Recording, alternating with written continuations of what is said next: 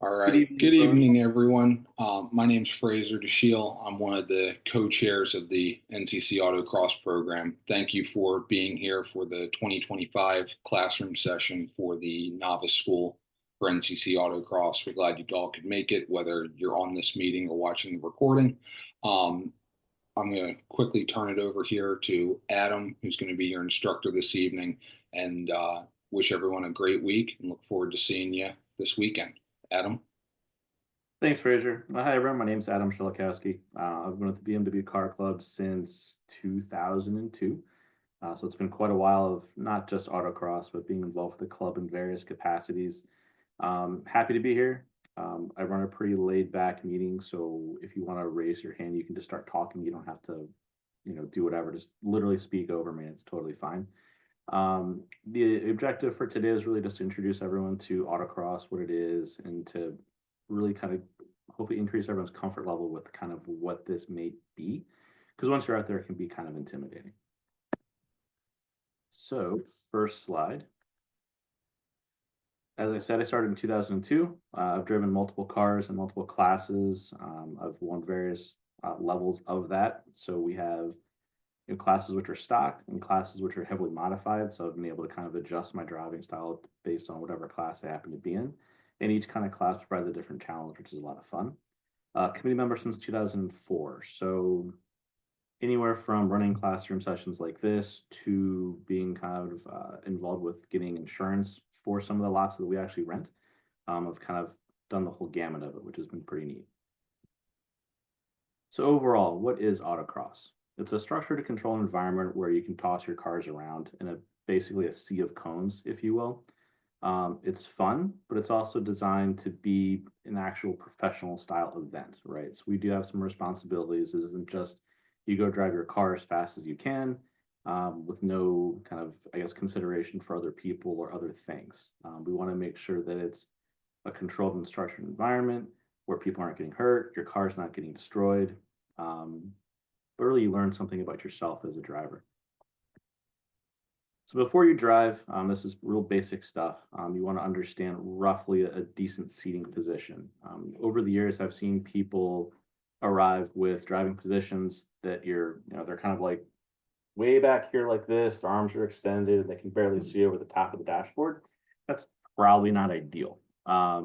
Generally, you want to hold the wheel 9 and 3, sitting relatively upright. And again, this is going to be slightly different for everyone, recognizing everyone's heights are different, body styles are a little bit different as well. In terms of seat height and distance from the wheel, in general, closer is better. So if you're on the street, you're normally a little farther because we want to be wary of, let's say, an airbag deploying. But on like a track, you want to generally be a little bit closer because you have a little more control over the car and the wheel if you do that. So two things here that noted, the seatbelt trick. So something very, very simple.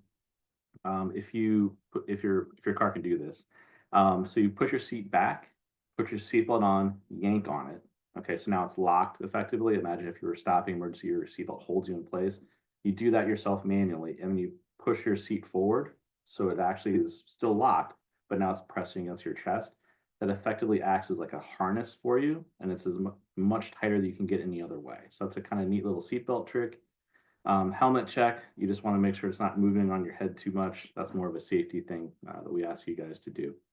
Because if you're wearing a helmet and it's moving around too much, it's too big essentially, and it can actually cause more problems than it's trying to help. Questions so far? All right, so cones. As I mentioned earlier, a sea of cones, right? So when you first get out there, there's new cones lying down, standing up, and everything in between. In general, they provide guidance. It could be part of a course. It could be part of, hey, don't go here. It's like a boundary, okay? Once you're actually driving the course, effectively the cones are your track, if you will. So if you hit a cone, different things can happen. Sometimes there can be a penalty, no penalty, depending upon how it's standing up within the box. So the images at the bottom give you a general idea of what I'm actually talking about.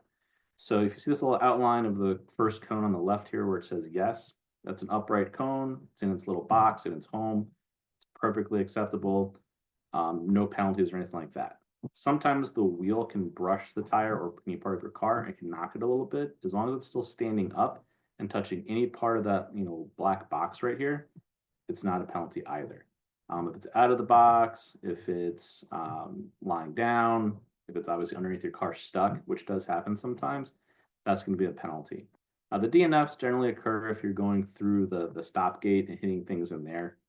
So hopefully that doesn't really happen too much, and hopefully it doesn't happen to you. Course workers. So as I mentioned earlier, even though it is a fun event, there are some responsibilities that everybody has. Ideally, course workers are there not just to kind of keep some organization to the event, to help it move smoothly and safely.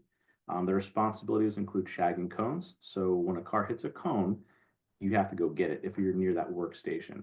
The caveat is you have to be watching the cones and not the cars as they're going through. The second thing with that is you have to do it safely. So just because a car hits a cone right away, if you run out and you grab it, that may or may not have been the best thing depending upon how we design the course. There are some courses that kind of overlap on themselves. So that same car that hit a cone could be coming back in about 5 seconds. And 5 seconds probably isn't enough time for you to get out there. So you do have to understand the course flow and understand when it's safe to actually run out into the active live course and then put the cone back in its place. Calling in penalties. So each station has a radio. You want to make sure you're calling the car number as well as how many cones this car hit if they were standing up to begin with. Cones that lie down on the course don't technically count, and that's more of an advanced thing that you guys don't really need to worry about, and it's something that should be covered in the drivers' meetings on the day of events. Course awareness, so kind of alluded to this already. As you're at your workstation, your job is to look at the vehicles as well as the cones that they might hit. If you're looking at the car as it's exited your area and now it's somewhere else on the lot, you're now not really paying attention to the cones that might be knocked down. You're also not paying attention to the next car. So you have to kind of, split your attention a little bit to the car and the cones, but again, focus is predominantly on your area as opposed to the entire lot itself. Also at the workstations, you're gonna have a red flag as well as a fire extinguisher. The red flag is for a dangerous situation. Here I write down wheels falling off. Generally, that's only happened right after the start. Random animals and people sometimes jump onto a track, depending on how big it is. That doesn't happen as much as it used to because generally where we have these events is not as public as we used to be. Cars on fire, maybe no one notices that that's happening for whatever reason, red flag that. Again, we don't want you to jump in front of these cars, okay? But you want to unfurl the flag and get people's attention, and you can kind of make a scene essentially to make sure that we can, halt whatever is going on and make sure that we're maintaining a safe event. Tip for the flag: if you hold it at your side and it's kind of loose, if there's wind, it can kind of flail around and it can draw people's attention. We don't want that. So if you can actually hold the red flag while it's furled, so that way, as soon as something does happen, you can release it and then start waving it around. That's going to be your best way to do it. Big circles, figure eights. If you guys watch Formula One or other racing categories, at the end they wave the flag, that fancy little, I guess, figure eight zigzag thing. If you can do that, awesome. If not, as long as it's visible, you're in good shape. So we've covered quite a bit of ground already, just kind of high level information. Do you guys have any questions?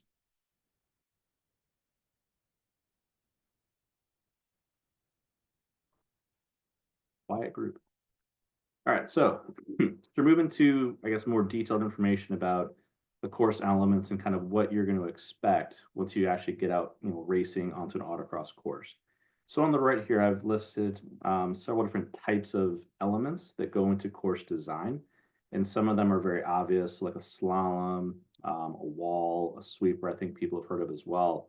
But basically, autocross designers use some of these course elements to design, hopefully, a fun course for us to run through. You can piece it together. You can use different, I guess, elements and then use them multiple times in different parts of the track. We can overlap. We can do all sorts of cool things. At the end of the day, as long as you have a basic understanding of what some of these kind of setups look like, it'll help you go through them, even though you don't have a whole lot of experience yet. So the couple things I want to point out, this whole concept of a pointer cone. So if you look in the top left here, it says cone with pointer. There's one cone, a singular cone, sometimes it's two.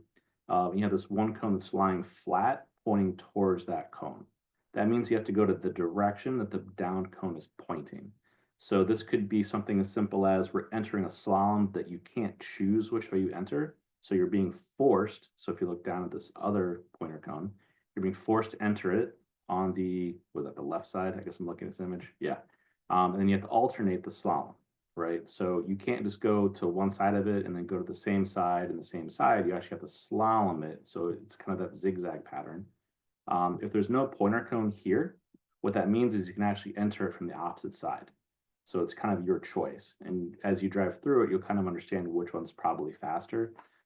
So looking at this, I guess, scenario, entering on this side of the cone is probably going to be the fastest because if you have to go to the opposite side here, you're gonna have to come and I guess shave off extra speed in order to get out to here, then cut back really hard, and then yeah, the slalom doesn't really get any easier if you do it that way. So part of the course elements and course design is a challenge to you guys to understand, hey, do you know which way you're supposed to go? Do you know if this is optional or not? And then if it is, which of the two options is the best? So each autocross is typically unique. So each course is different. So even if we have, all the autocrosses at, I'll use Summit Point as an example. Generally, the courses have some different elements and different layouts each time you go there. I have a question now. Sure. Hi, this is Peppy. Let me turn my camera on. Will the novice group and other groups have the same course? Are we working on one course at this event, or do we have multiple courses? Yeah, so overall it'll be the same course. Fraser, if you want to chime in about, we used to have two separate ends of the course that we work on, or more, depending on how many people we have. But overall, everything kind of gets combined at the end and everyone runs the exact same course. Okay. And with Fraser not chiming in, I guess we're good. But yeah, so it's not like, oh, I've been autocrossing for 20 years, so my course is different. It's the only difference is going to be the car you drive. So that'll determine what class you could put into. So then, it's not like you're going to be racing. What kind of car do you drive? Let's start with that. 25 Mini Cooper, four All door. right. So not an S? No. Perfect. So good example here, very easy. If you're driving a regular Mini, you're most likely not going to be driving against a Mini S because it has more power, right? And just handles a little bit differently because of that. So in theory, the Mini S would be faster. You're going to be racing in similar vehicles that are capable of similar times. Okay. Okay. Good question. All right, so now we're going to get into more of the physics, kind of what I think is the more interesting part of the presentation. Where we're going to talk about this whole concept of, okay, great, I'm out here, I drive every day for work, but when you're actually autocrossing or running track, the car is a very different thing, right? You're pushing the limits a lot more. You're going to experience different sensations that may not be typical of what you do day to day. And so this is the part where I really want you guys to ask questions and see like how we can help you understand, what it's going to essentially be like when you show up this coming weekend. All right, so the concept of understeer. This one is probably something people have experienced at some point, maybe in the snow, or even just maybe driving in the wet. So this is the whole concept of lack of front end grip. So if I'm turning a direction, I want to go left, my car doesn't want to go left, it's actually going straight, okay? This is generally how cars are designed because it's a safer experience for the day-to-day driver. It keeps you in less trouble because essentially you're just going straight, right? You're not kind of spinning the car around, which is oversteer, which we'll kind of talk about next. Generally speaking, understeer sucks, okay? It's a very bad experience for any kind of racer because you want to be able to turn the car and get it to basically respond to your inputs. What you can do to try to maximize or I guess to minimize your understeer is to make sure that you have as much weight on the front tire when you turn as possible, limiting your movements. So what I mean by that is you don't want to be braking and turning at the same time. And I have a good slide about that a little bit later.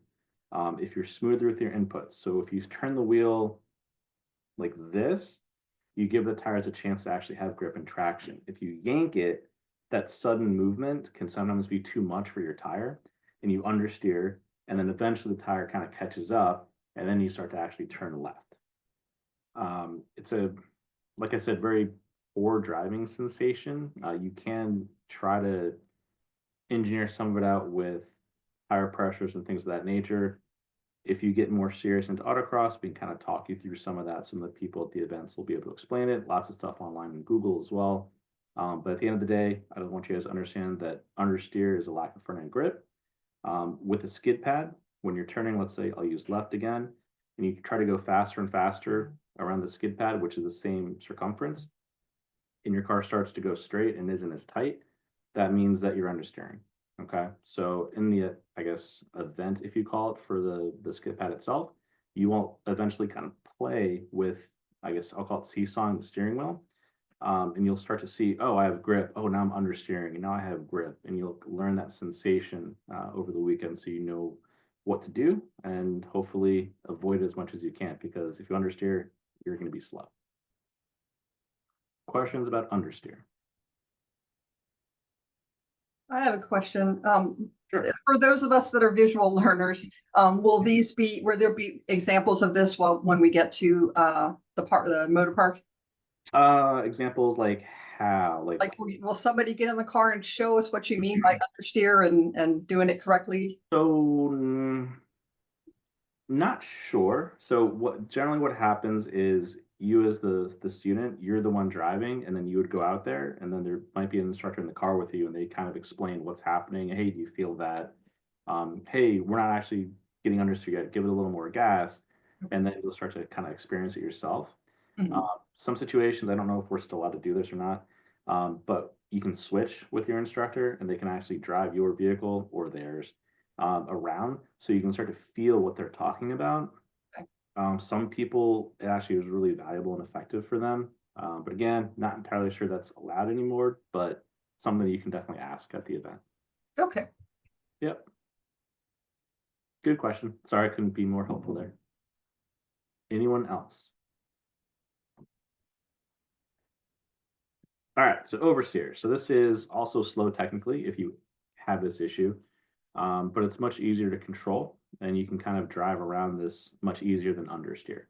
So this is your lack of rear end grip. So if I'm turning left, and let's say my car oversteers, that vehicle becomes a pendulum. So as I'm turning left, the rear of my car is also kind of swinging around, and I'm doing circles. Okay. This can happen because you basically got on the throttle way too hard and you spun.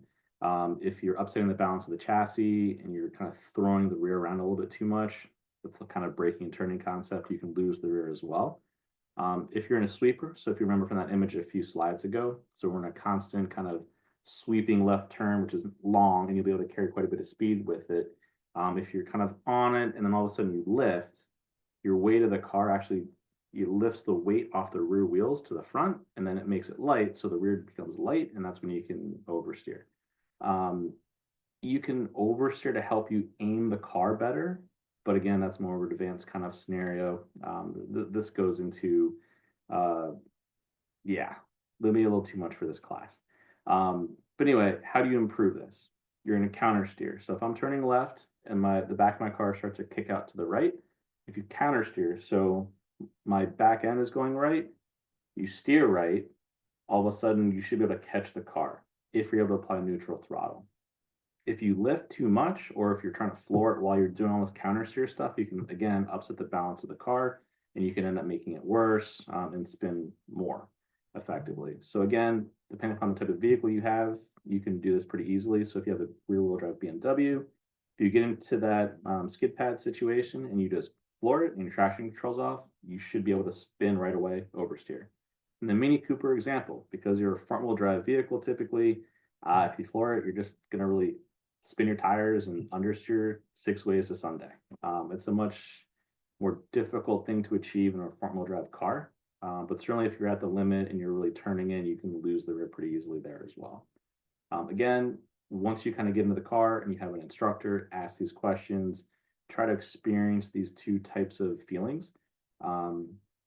It's really important you understand what to do in either situation.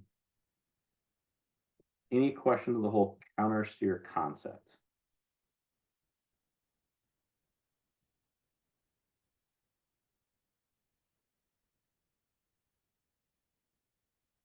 All right, so earlier I mentioned this idea of don't try to do too much. And so this concept of variable traction and the friction circle came up many, many years ago. And the easiest way to explain it is, imagine if you have a budget. So if I'm accelerating and I'm asking my tires to do something, that's a budget. So if I want to turn that's also a budget. And if my budget's 100, so we'll use like 100% for easy math here. If you're going to accelerate in a straight line, all your traction from your tires is allocated to acceleration, right? Now, all of a sudden, if I split that, so let's say you're going to accelerate as fast as you can in a car, but you're turning left or right, you're splitting the budget to acceleration and turning. So now you have basically two levels of traction that are trying to happen at the same time, but you only have 100 available. So if you split it, basically you're not going to be as effective one way or the other, right? So you're going to lose grip, so you're not going to accelerate as quickly, and you're not going to be able to go around that turn as quickly as if you just had one or two of those things acting on your tire. Before I keep moving, does that make sense? It's a very important concept. Yes. Mostly. Mostly. What not mostly? Oh, I don't know. I guess just the details of seeing it in action. Gotcha. So I guess that's more of a feeling thing, right? So when you think about, what would be another real world example? I'm best with cars, realistically. All right, let's say you're, I'll try to use ice skating. Do you ice skate at all? No, but I have. Okay, so imagine you're ice skating, right? And you're gonna push off with that blade, okay? And then you're kind of at a standstill, right? And you kind of push and you go. It's very smooth. You're getting all that force into that push, right? Now imagine if you're kind of skating around and you're turning, if you're trying to push at that same time while you're moving, you can't really do it, right? Because you're kind of doing two different things. Your skate is effectively sliding along the ice, but now you're also trying to like push it sideways while you're going that direction. So it isn't just one action and one force. Right. So there's no traction for pushing. Exactly. So that makes sense? Hopefully? Yep. Awesome. So again, the idea is just your tires can't do everything at once, right? So think about if you're emergency braking to avoid, I don't know, a truck in front of you. If you slam the brakes in a straight line, your tires, all they're doing is braking, right? So that's going to maximize your braking competency. So you're going to basically stop the vehicle in the shortest amount of space. If you hit the brakes and yank the wheel really violently sideways, that's not a good thing. So you're going to basically try to brake the car while you're turning. Now your braking isn't as good, so you're extending your stopping distance. Now you're more likely to hit whatever is in front of you, okay? Now there are some caveats to that. So if you're in the real world, you're on a real road, you don't want to hit the person in front of you.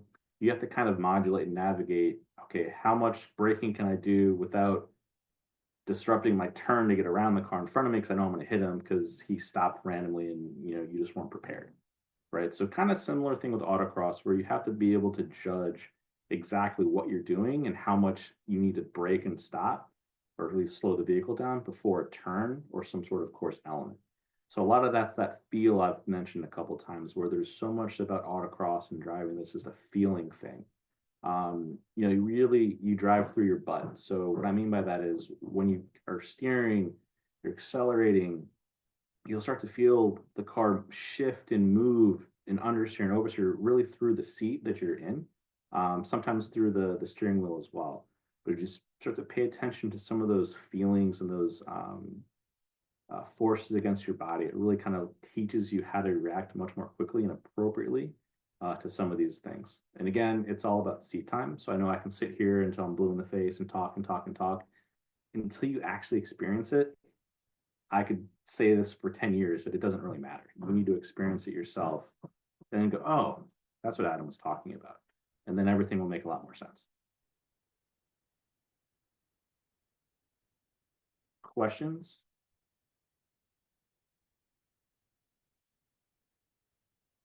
All right, last thing for here. So this right side generally just kind of touches on friction circle, 4 tires, right? So this image on the right is really designed to kind of explain, okay, I'm turning right, I'm starting to apply some throttle, so that's on the gas. So trying to go in this direction. When you're going to the right under acceleration, the weight's going to go to this back left tire. Reasoning is you're giving it acceleration. If you notice, when you accelerate the vehicle, the car kicks backwards. Obviously, you're turning left, so the 2 left tires are going to be responsible for more of the traction and more of the grip, okay? And again, since you're accelerating, this little inside tire guy also has a lot of responsibility too. Fun random fact, maybe too much for this.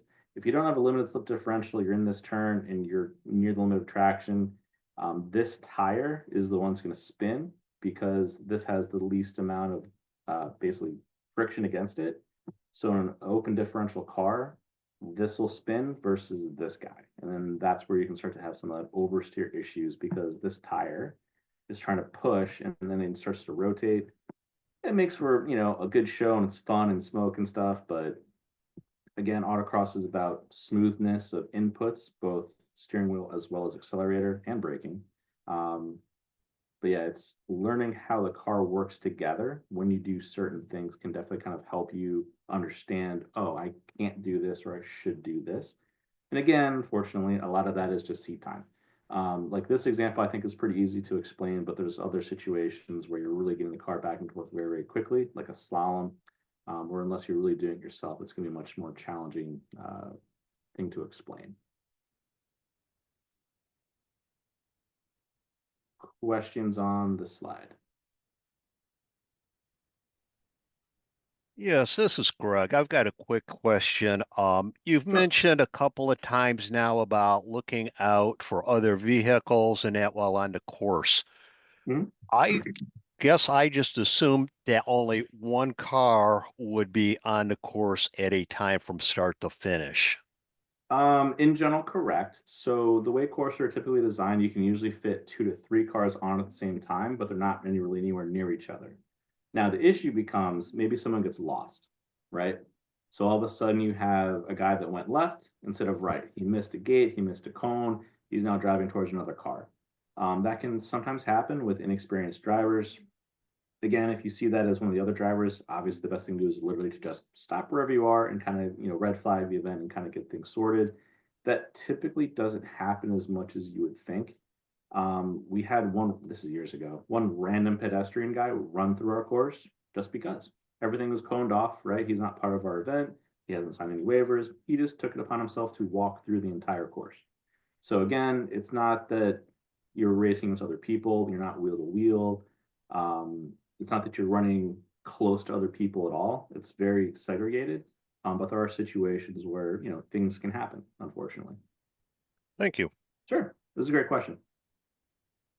Yeah. So autocross is also called solo. So the concept is you're driving by yourself and then you only get, I guess, the competitive piece comes at your time, right? So when you put down a time for your run, you're then stacking up against your competitors. So it's very, very different than if you're doing, you know, racing on a track where you're literally next to other cars.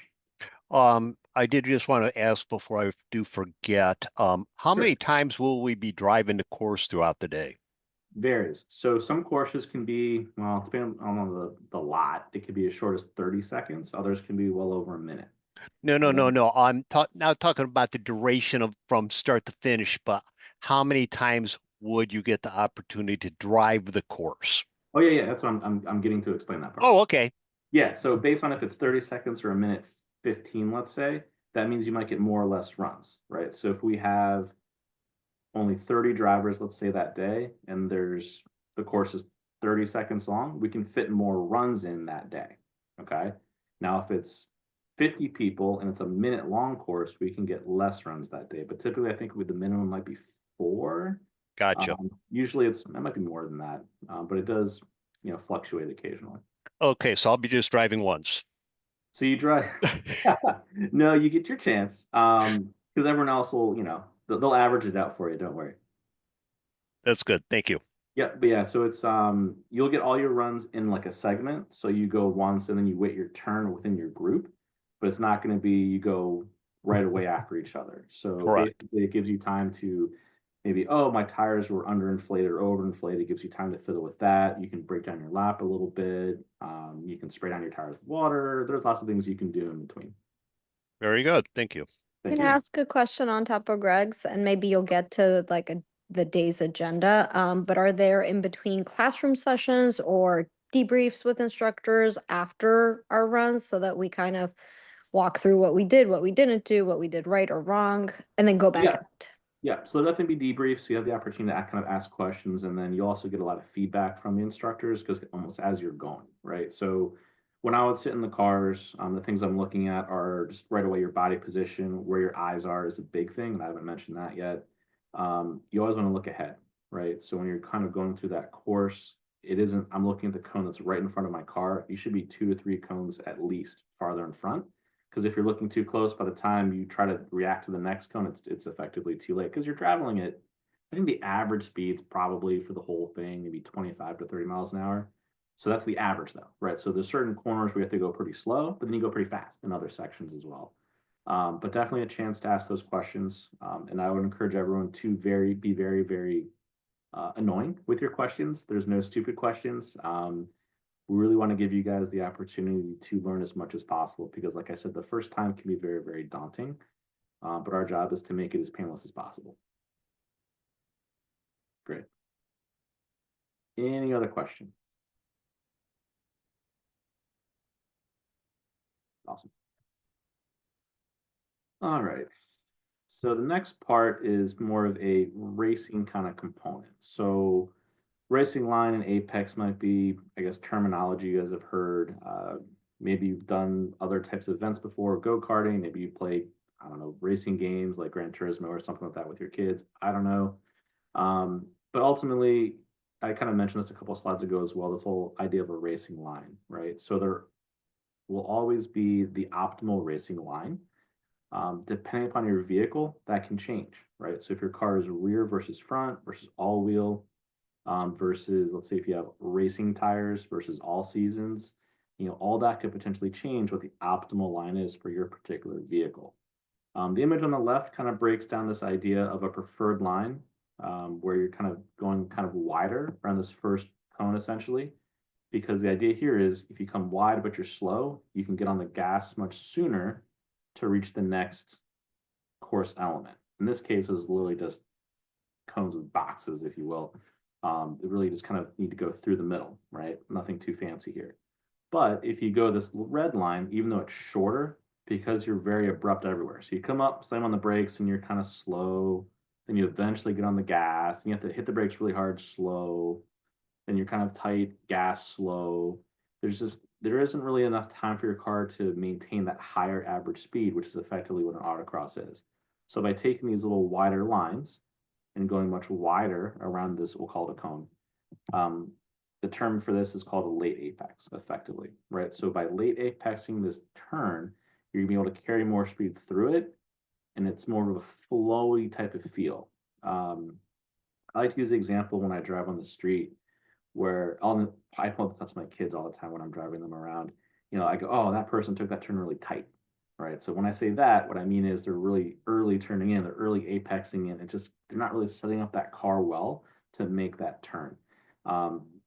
Think about, let's say it's like a tight left turn at a traffic light and you're worried about pinching that, I guess, left kind of median. That's kind of what that early turn in situation is. And you see people like jerk the wheel to kind of get back in their lane versus, and I'm not saying to go wide into the next lane or anything, but if you're just a little bit wider and you wait to turn the vehicle in, it's a much smoother turn and your car's basically already in your lane. You're not worried about pinching the inside or anything like that. So I try to inadvertently teach my kids racing strategy just through day-to-day driving. But again, it's trying to be smooth and trying to maintain as much speed as you can from course element to course element. Questions on the left image?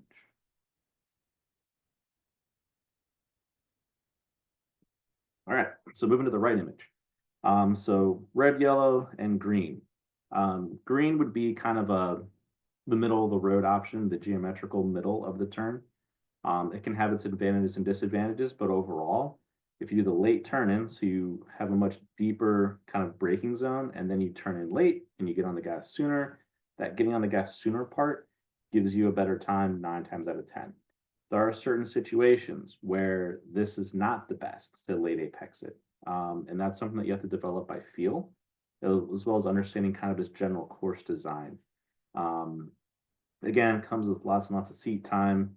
So with this concept, definitely ask your instructor, like, hey, where should I be braking? Where should I be turning? Am I wide enough? Like use some of those keywords with them, and they'll be able to explain and look at your driving and give you some really good pointers and tips.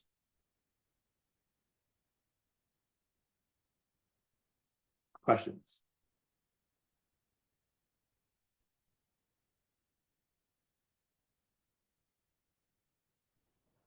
All right, before we leave this slide, to give you the example, so let's say I wanted a late apex, all right? I've been harping how late apexing is like the way to go. It's awesome, it's fast. If I wanted late apex, it carries me kind of through this yellow line way over here, right? Which is great. But let's say I actually want to get on this side of the road and then there's something else that happens.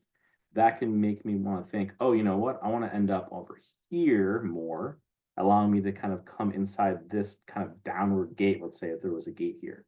So that's kind of that idea of something that's coming after this. I don't have the space over here, so that you're not really gaining anything. If you have to get the car down here, it's probably better to try a different strategy, more of this middle kind of green road. So I'd encourage you guys, if there's elements on the course that you're not really sure what to do, try different things, and feel what it's like to, maybe go in too tight or too wide, trying to take a corner and kind of see what the car does and see where you end up and see if that was the right decision or not. That's generally going to be the best way to figure it out. All right, miscellaneous tips and tricks. Already talked about gates ahead, mental notes. So before any true driving that you're going to do on like an actual autocross day, you walk the course. We always have instructor-led walkthroughs. So this gives, I'll call them newbies, the opportunity to kind of ask questions and walk the instructor as they kind of explain, oh, I'm going to go wider here, I'm going to brake here, and give you some kind of in-depth course feedback about how they're planning to approach the course. It can be very valuable, especially the first couple times, right? Because it's a sea of cones and it can be just very, very intimidating.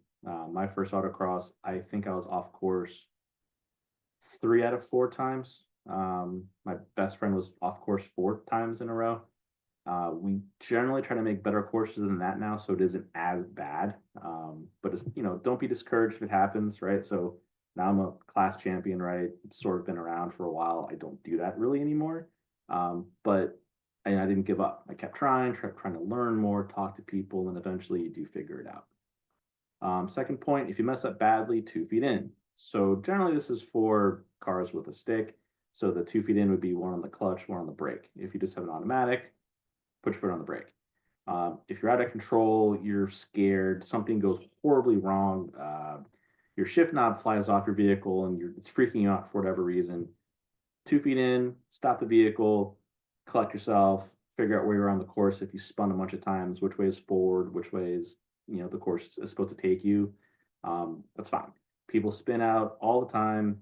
It's fine. Don't worry about it. Look to your out. So this is the whole concept of deer in headlights. If you're driving towards a pole, another car, a human, whatever, even a phone, look to your out, right? So you want to look to see where you should be trying to take your vehicle away from danger. Don't look at the danger. You're more likely to hit it than avoid it. Grass is bad. If for whatever reason at one of our events or any other event, you end up in grass, straighten your wheels. Reason being, if you try to turn while you're in grass, the tire, depending on how soft the ground is, you'll actually dig into the grass and you could roll your vehicle. Very bad situation. Slow in, fast out. So if you recall the apex slide from, a slide or 2 ago, if you're going slow into that corner and fast out of it, that's the whole concept of late apex. That's going to be your go-to bread and butter most of the time. Shortest distance is fastest. So best way to explain this is, let's say you're trying to, let me go back to this map for a second. So you're the green line. See how we're kind of tight on this cone? Okay, that's what we mean by short. The tighter you are to different course elements where you're supposed to put the vehicle is going to actually save you time because you're driving less distance. So if you're on this green guy and you end up way out here and you're super wide and you're by these other cones and this huge gap basically exists between the inside cone and over here, you're going to lose a lot of time and it adds up over the entire course, right? So all of a sudden, this gap here versus being right on the cone, that can add half a second to a second and a half throughout an entire course, which is a lot of time. Okay, it's like 1 second in autocross is like an eternity. You know, so if you watch Formula One, 1 second is huge. It's even crazier here. 1 second's like 10 seconds there. It's so much. So as you kind of develop your racecraft, the tighter you can get to these apexes, you're going to save yourself tons of time. Questions on this slide?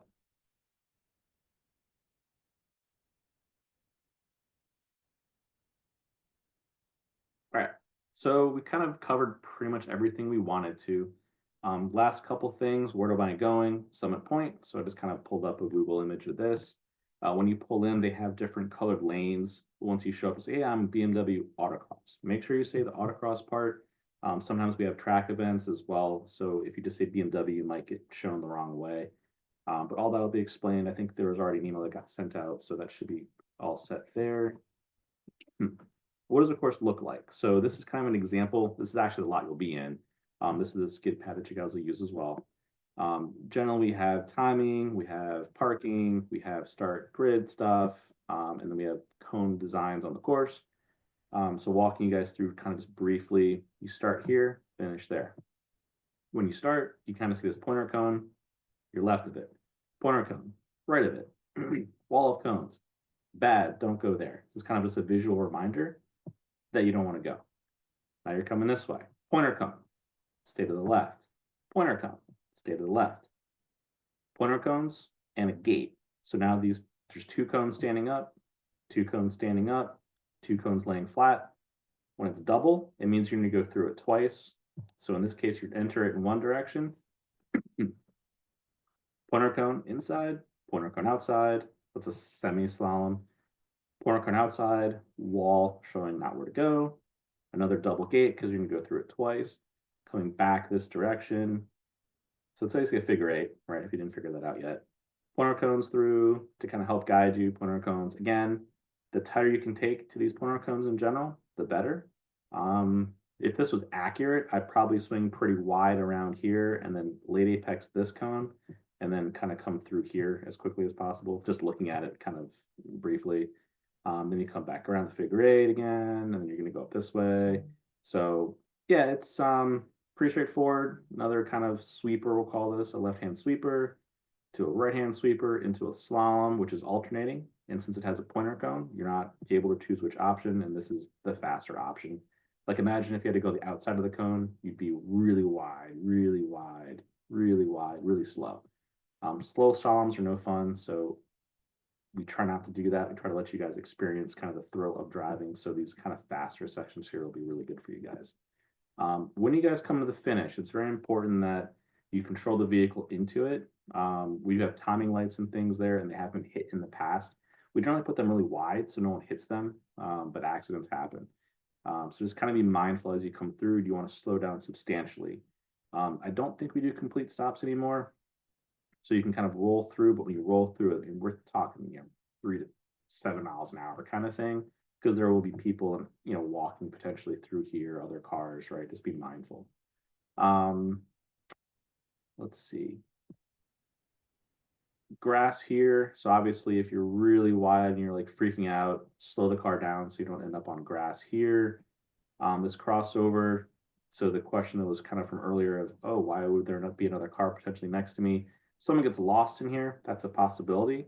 So in terms of how we release the vehicles, it's not going to be release the vehicle, release the vehicle. It's going to be release the vehicle, it goes through, it does its thing, right? It comes back.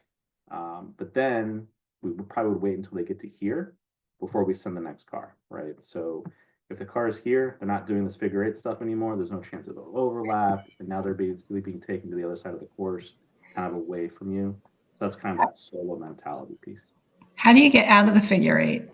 So yeah, I was looking at that myself, kind of when I went through it, and I was like, wait, what? So it should be, I'm assuming what it is in this, I don't know, what was said to me. Basically you come this way, you come back down, you come back again, and I'm assuming you just come this way the second time. It'll be more obvious at the day of. Hey Adam, it's Corey. Hey. So for this course, when you go through that figure 8, Yeah. Sorry, the little picture, if you notice where the center of the figure 8 is, Yeah, this Notice guy. there's two pointer cones that way. Yeah. It doesn't actually look like that. It's more of a box on the course, but for this one, your second time through the figure 8, you're going to the left. So that's the only thing that made sense to me. Yeah. But yeah, I was kind of assuming. Yeah, no, so that's actually a really good call out. But again, day of, it'll make more sense. You'll walk the course itself. It'll be very, very obvious.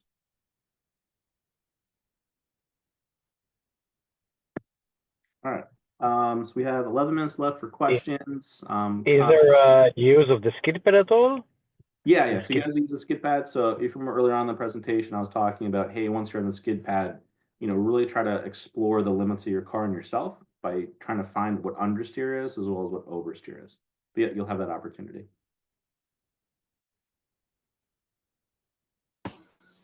If we need a helmet, I thought I saw that you Yeah. have helmets we can borrow.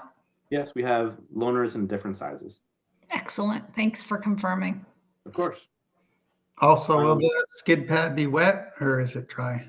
That I don't know. So I know in the past, Summit does have the ability to make them wet. Not sure if that's the plan this weekend. Hey, Adam, it's Corey again. It's so in the morning what the drills are, it's a wet skid pad. So it's got sprinklers on it. It'll be a wet skid pad. And then basically this course gets split. You'll have a drill on the slalom, and then you'll have a drill on the figure 8 on the other side for everybody. And I heard the question earlier. Sorry, I was driving as we came in. Basically, where you were asking about drive time, trust me, that's definitely for the mini group and even for the Saturday school.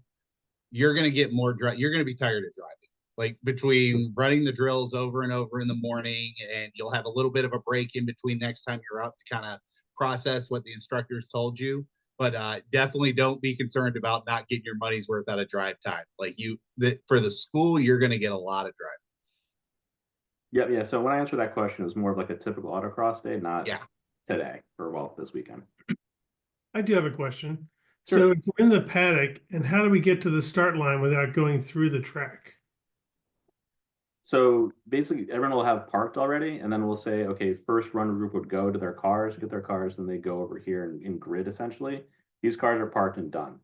For the day of the school, kind of the same concept would apply where we'd send all the students to the different sections. So as he was mentioning, we'll have one, workstation over here, a second group here, and a third on the skid pad. So you guys will kind of be in your areas, and this won't really do much.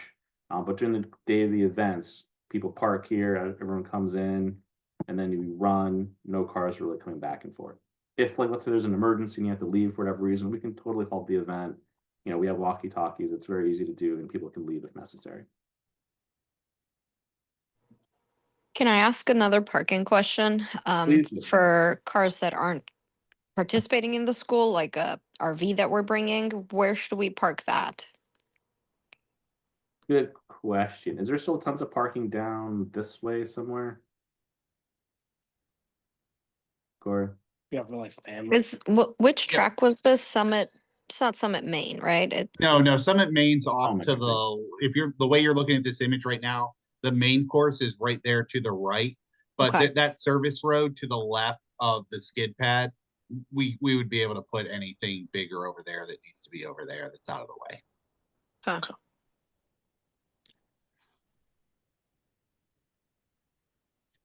More questions, please. We have 8 more minutes.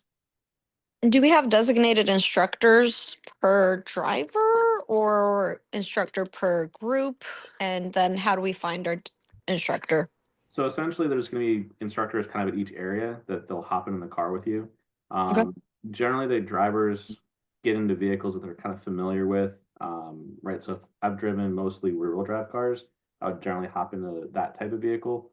I've also driven front, like a GTI and other stuff, but normally that's how you do it. And then depending upon numbers, usually 99% of the time, that same instructor can kind of get in the car with you every single time you go through. So you're kind of getting that consistent feedback. Wow. Yep. So you don't have to hunt anyone down realistically. Just as you stage, instructors hop into cars with you. Okay.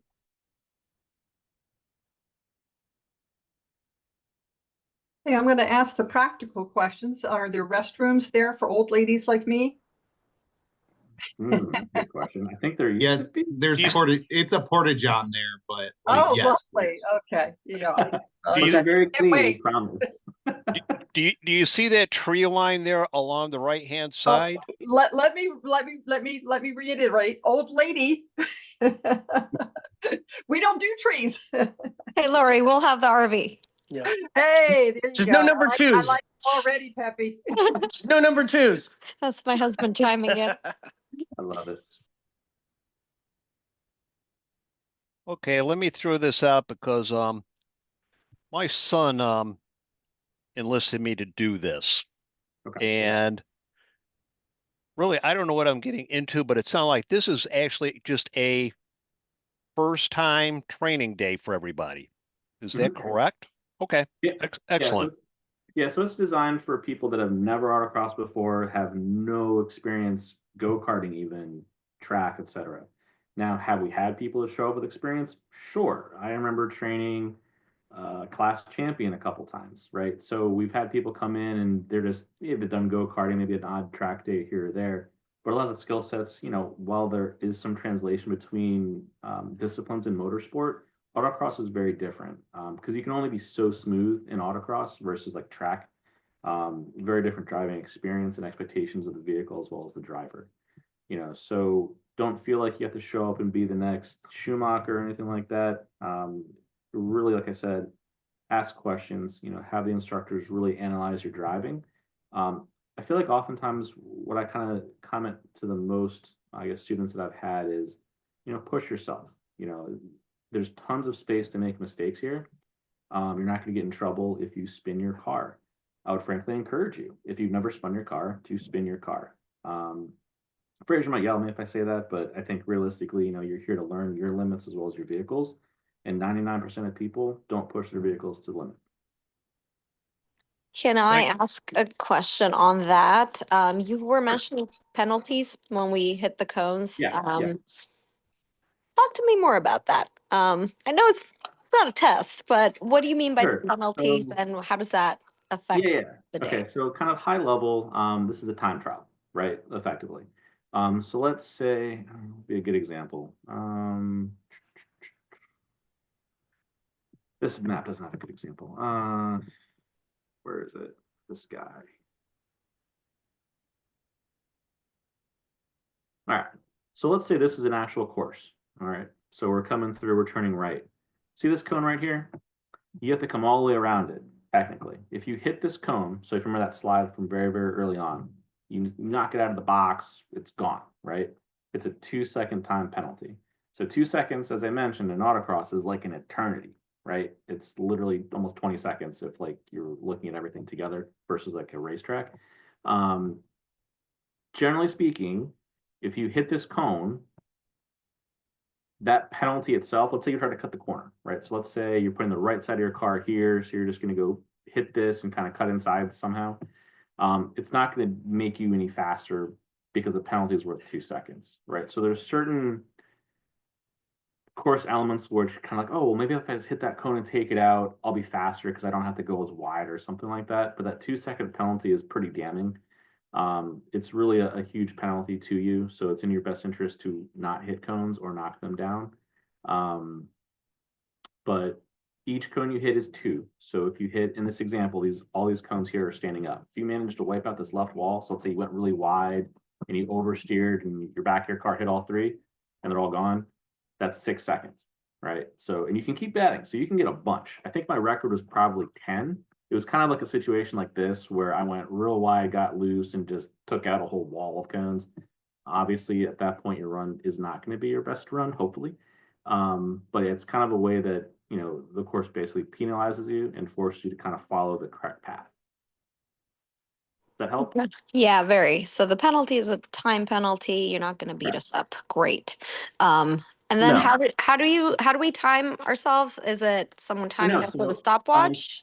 Sort of. So if you remember a while ago, I mentioned timing lights and instrumentation sometimes get hit very infrequently. Yeah. So we have a whole timing setup. It's all automated. So we have a system where, where's this map? Okay, so if you have this map, you go through the start, the lights are probably on this side, on this side. So you trip it, okay, timer starts, and it's going. You're going through, yada, yada, yada. yada, yada, yada. We have another pair of lights over here, go through it, trips. So it's very, very accurate. I think it's down to the thousandths of a second or something like that. But then that time gets associated with whatever your car number is, and that's how we track it in our system. Awesome. Thank you. Of course. Adam, if you miss a cone or a turn, does that Yeah. give you a So do that's- not finish? Yeah, so that's off course. We don't say DNF, we say off course. So again, using this map, let's say we miss this pointer cone. So as you're coming through, you're supposed to go to the right of it. Okay. Let's say you go to the left of it. The moment you pass a next feature, you're going to be off course. All right. So if I'm this car, can you guys see my cursor? Yeah. Okay. So I'm on the wrong side of it. Oh, crap. I missed. If you kind of circle back and do a little circle thing and come back again and you're through it, you're not actually off course. Is it worth it to do that? Probably not. You probably just lost 15 seconds of your 50-second run, right? So just kind of keep on your way, realize you messed up, and then make that mental note I was talking about for next time. Like, oh, I need to not miss that. Does that make sense? Yep. And you can, if you're off course once or 5 times, it doesn't matter. You just don't really get a time at that point. But use that exploratory lap, I'll call it, to understand, where to take turns, where to brake. Like, don't just give up on the run and go straight to the finish. I would highly encourage you guys to keep doing the course. Don't freak yourself out or worry about it. You guys will be going off course probably a fair amount. All right, more or less on time. We try to give about an hour and kind of be respectful of everyone's kind of personal lives and in evenings at this point. And are there any other questions? Nope. Good presentation. Great. Thank I'm you. glad to help. You're welcome. So before we go, I'm sure Fravor will have a few words for you guys, but also make sure you guys review that email that was sent out that has kind of the driver's meeting information on it. I would definitely encourage you guys to review that thoroughly and come with questions over the weekend. Fraser, are you still on?